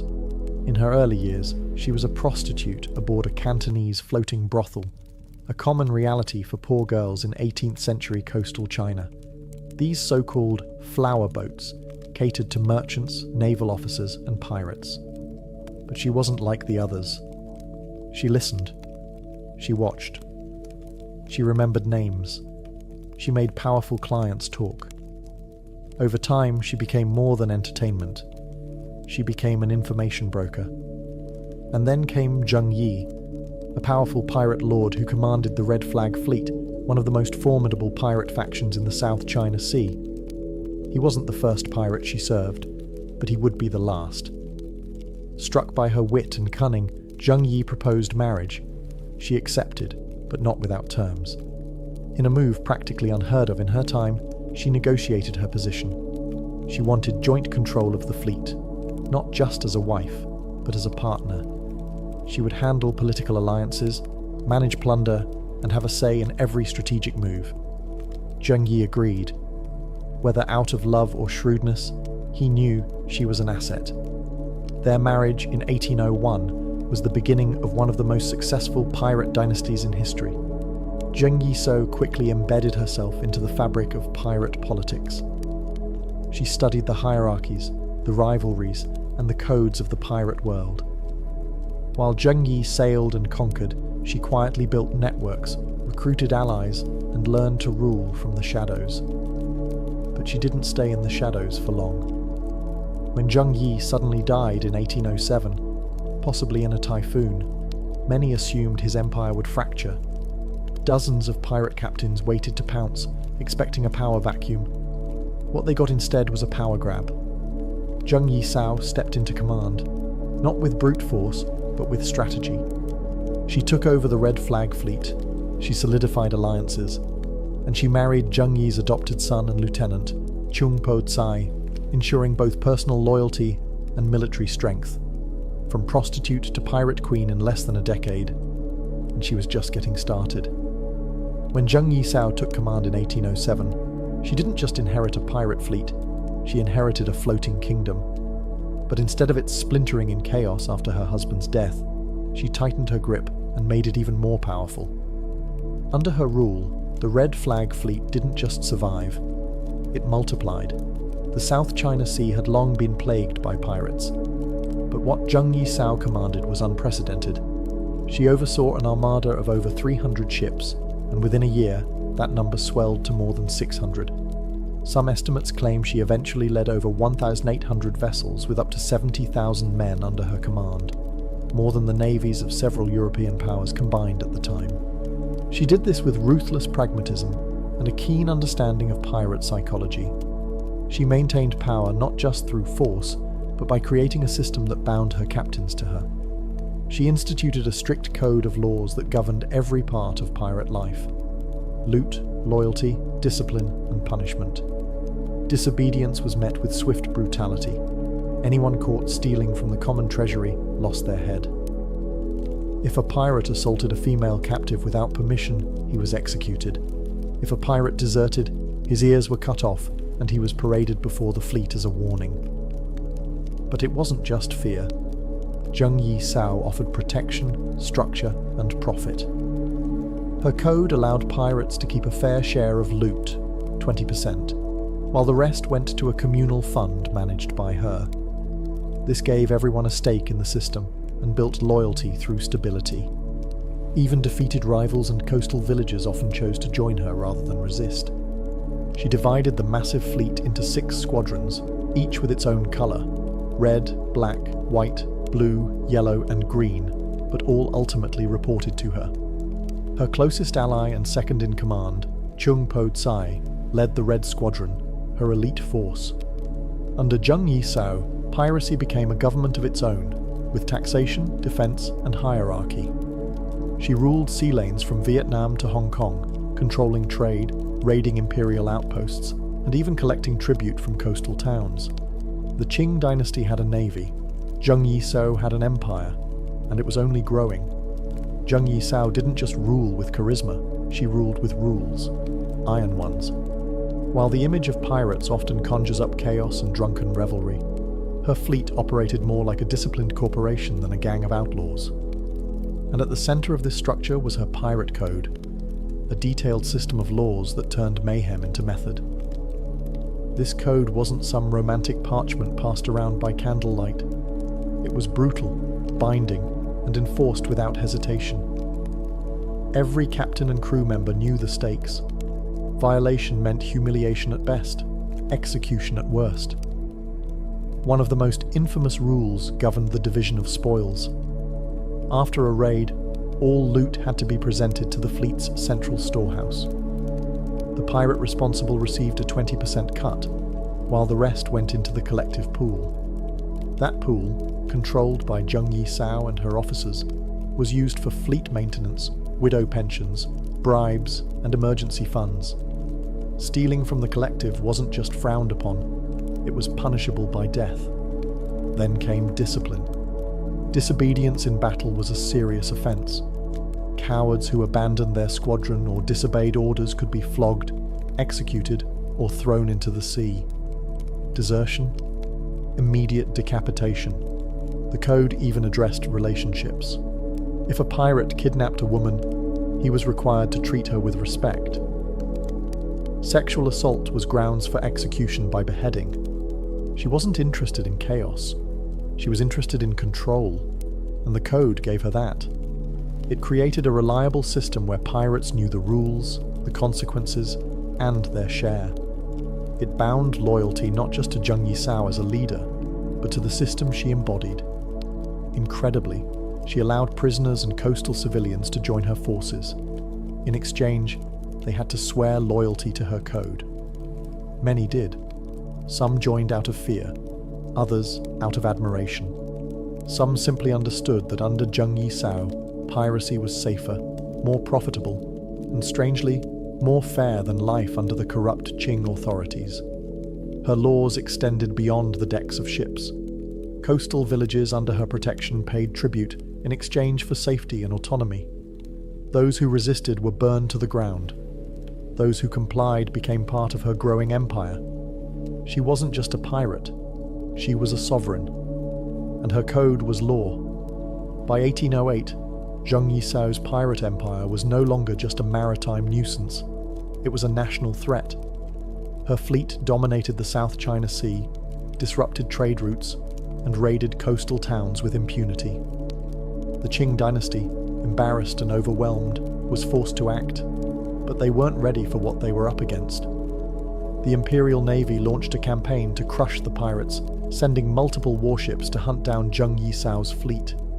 What followed was not a series of quick victories, but a humiliating display of imperial incompetence. Time and again, the Navy was outmaneuvered, outgunned, and outclassed by Zheng Yi Sao's forces. She knew the waters better than anyone. She used weather patterns, island cover, and shallow tides to trap heavier Qing ships. Her sailors could fight in coordinated units, switch vessels mid-battle, and lure enemies into ambushes with terrifying precision. On more than one occasion, Entire Qing squadrons were captured, their ships absorbed into the Red Flag fleet. And morale? The difference was staggering. While imperial officers were often corrupt, underpaid or cowardly, Zheng Yisao's men were well organized and fiercely loyal, bound by her code and rewarded for victory. As the battles dragged on, the Qing dynasty's desperation became obvious. They appealed to European powers, namely the Portuguese and the British, to assist in naval engagements. These foreign navies had more advanced ships and firepower, but they lacked the local knowledge and unity of purpose that Zheng Yisao's armada possessed. Still, the pressure mounted. By 1809, a coalition of Qing, Portuguese and Cantonese forces surrounded parts of her fleet. Yet even then, she fought them off, retreating strategically and launching counterattacks that stunned her enemies. She wasn't just surviving, she was humiliating the empire. But the war was costly. Sustained conflict drained resources and exhausted men. Even pirate empires can't endure war forever. And while she remained unbeaten at sea, Zheng Yisao understood something crucial. Sometimes, power isn't about winning every fight. Sometimes, it's about knowing when to walk away, with everything intact. She had no intention of dying at sea or being dragged in chains to a Qing court. She had a different plan, one that would leave even her enemies stunned. By 1810, Zheng Yisao had done the impossible. She had held off the might of the Qing dynasty, humiliated foreign navies, and ruled the waves with unmatched dominance. But she was also a realist. She knew that wars, especially ones with endless fronts and growing enemies, couldn't be fought forever. Supplies were thinning, alliances strained, and her fleet, though still massive, was beginning to feel the weight of attrition. So, she changed tactics. Zheng Yisao reached out to the Qing government, not with surrender, but with terms. Bold ones. She knew she held leverage. The Qing had failed to beat her militarily. Their own citizens feared her more than they respected the empire. She could bargain not as a criminal begging for mercy, but as a leader of a state. She travelled to Guangzhou personally, on her own ship, surrounded by armed guards, flying the Red Flag fleet's colours proudly. It wasn't a plea, it was a power move. She requested amnesty, not just for herself, but for her entire fleet. Thousands of pirates. She demanded the right to keep her wealth. She even insisted her second-in-command and husband, Chung Po-tsai, be given a military rank in the Qing Navy. The government was stunned, but the truth was, they were tired too. The empire couldn't afford another costly, drawn-out campaign. So, in a moment of rare pragmatism, they agreed. Zheng Yisao surrendered with style. On April 18, 1810, she led over 17,000 pirates, men, women and children, into the city, not in chains, but in procession. Over 200 ships were handed over, weapons laid down ceremonially, and the entire pirate confederation disbanded without a drop of blood spilled. No trials, no executions, no forfeiture of wealth. Chung Po-tsai was granted a captaincy in the Qing Navy. Zheng Yisao retired as a free woman, untouched, undefeated, and still immensely rich. In a world where most pirate stories end in betrayal or death, Zheng Yisao's ended with negotiation and retirement. She had played the game perfectly, first with cannons, then with words. And as her red banners came down, her legend was only beginning to rise. Most pirate stories end in blood, gallows, or obscurity. But Zheng Yisao didn't just escape that fate, she built a second life from it. After negotiating the greatest pirate surrender in history, she walked away not as a fugitive, but as a respected, wealthy woman with her legacy intact. In 1810, after the surrender of her fleet, she settled in Canton, modern-day Guangzhou, with her husband Chung Po-tsai, who now served as a captain in the Qing Navy. The transition from pirate queen to respectable citizen might seem absurd, but for Zheng Yisao, it was just another act of calculated survival. She lived openly, even comfortably, and the Qing authorities largely left her alone. Rather than fading into obscurity, she quietly became a businesswoman. She opened a gambling house and an opium smuggling operation, technically illegal, but largely overlooked due to her influence. She wasn't out to build another empire, but she had no intention of being forgotten either. She kept her connections, protected her wealth, and lived on her terms. Her marriage to Chung Po Tsai endured, and together they raised a family. While he continued serving the Qing Navy, hunting down pirates ironically similar to their past selves, Zheng Yisao focused on their business interests. She moved in elite circles, consulted on maritime affairs, and remained a legendary figure among sailors and traders throughout the South China coast. What's extraordinary isn't just that she lived, it's how she lived. She broke every mold her society had for women. Born poor, sold into prostitution, she clawed her way to the top of a male-dominated criminal world. Then, instead of dying in battle or on the scaffold, she retired peacefully and died of old age in 1844, at the age of 69. She didn't seek redemption. She didn't need it. Her life was the ultimate act of defiance, a living rebuttal to every law, custom, and expectation set before her. In a time when women were barely allowed to speak in public, Zheng Yisao commanded fleets, dictated treaties, and negotiated with emperors. And then, she walked away richer and freer than any pirate in history. Her sails lowered, her cannons quiet, yet her legend still echoed across the sea. History remembers pirates like Blackbeard, Bartholomew Roberts, and Henry Morgan, men who roamed the Caribbean, sowed chaos, and met violent ends. But in the shadow of their infamy stands Zheng Yisao, not only as their equal, but as someone who surpassed them by almost every measure. She didn't captain a handful of ships. She commanded entire fleets. She didn't plunder a few coastal towns. She controlled entire regions of the sea. And she didn't die on the gallows or in a gunfight. She negotiated her way out of piracy and into peace. Among the pantheon of pirate legends, she remains the most successful and least understood. But make no mistake, her success wasn't just luck or ruthlessness. It was strategy, intellect, and a deep understanding of power. She was a tactician, a politician, and a psychologist. She knew how to keep loyalty through fear, yes, but also through order, reward, and a carefully crafted system. And what made her truly exceptional was the fact that she achieved all of this as a woman in Qing-era China, a society steeped in Confucian ideals that confined women to silence and servitude. Women weren't expected to lead in the marketplace, much less on the high seas. Zheng Yisao didn't just challenge that norm, she shattered it. She earned the respect of hardened pirate captains, forced the Qing dynasty to the negotiating table, and ended her life as a business owner and matriarch. She wasn't dependent on a man's legacy. She took it, expanded it, and made it her own. In popular memory, she remains something of a phantom, less famous than her male counterparts, less romanticized in Western literature, and often omitted from mainstream history. But within maritime circles and Chinese coastal lore, she is spoken of with awe. The Red Flag fleet may have vanished, its sails lowered for good, but the memory of Zheng Yisao lingers like a ghost ship, silent, untouchable, and larger than life. Not just a pirate, not just a woman, but a legend that made empires kneel. And in a world ruled by men, she didn't ask for a place at the table. She took the entire ocean. Despite commanding the largest pirate fleet the world has ever seen, Zheng Yisao remains strangely absent from most mainstream history books.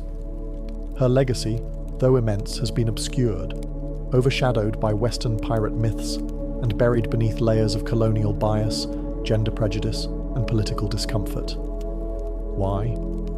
Because her story doesn't fit the traditional mold. She wasn't a tragic anti-hero like Blackbeard. She didn't die in battle. She wasn't European. And most threatening of all, she was a woman who outplayed an empire. That kind of power disrupts the neat, male-dominated narrative historians have long preferred. In Chinese official records, she's treated more like a problem solved than a figure worth studying.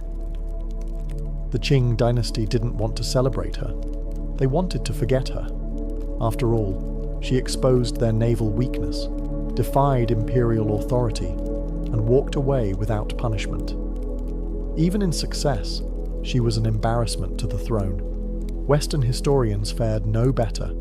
For centuries, piracy has been romanticized through a European lens: peg legs, rum, parrots, and plunder. Zheng Yisao didn't fit that image. She wasn't swashbuckling.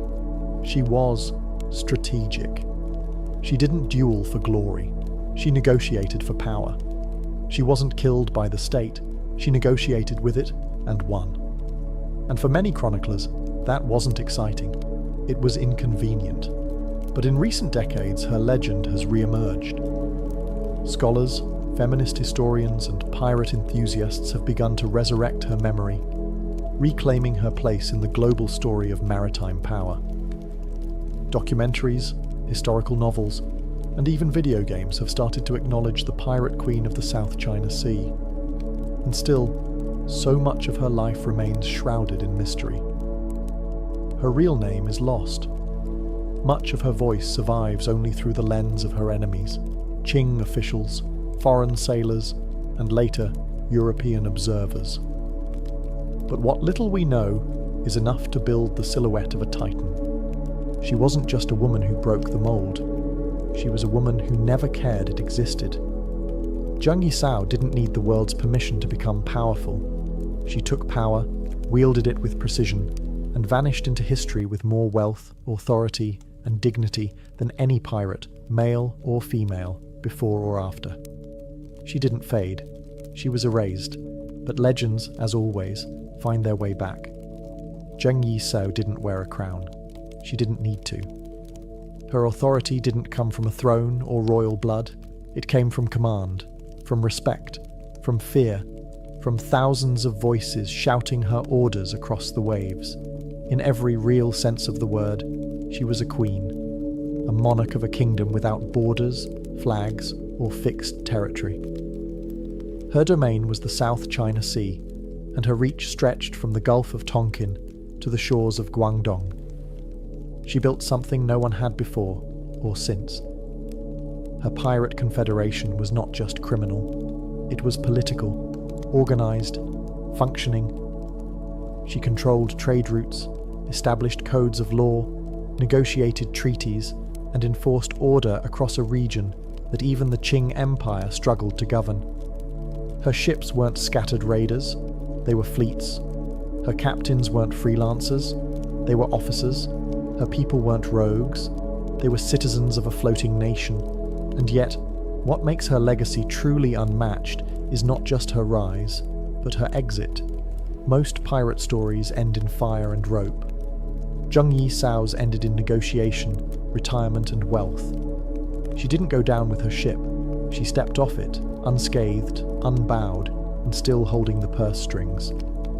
By the time she died in 1844, she had done what no pirate, no emperor, no general had done before. She walked away from absolute power by choice and kept her legend intact. Today, few monuments bear her name. No palace, no statue in the square, but her presence haunts the South China Sea like a storm cloud that never left. In the whispers of sailors, in the ink of rebel women, in the hearts of those who understand that leadership is not about birthright, but about will.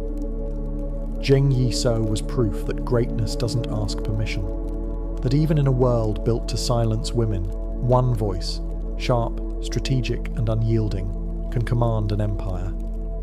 She ruled without apology, she fought without hesitation, and she retired without defeat. Not a myth, not a legend, but a woman who conquered the sea and walked away before it could take her. Her sails are gone, but her shadow still stretches across the waves.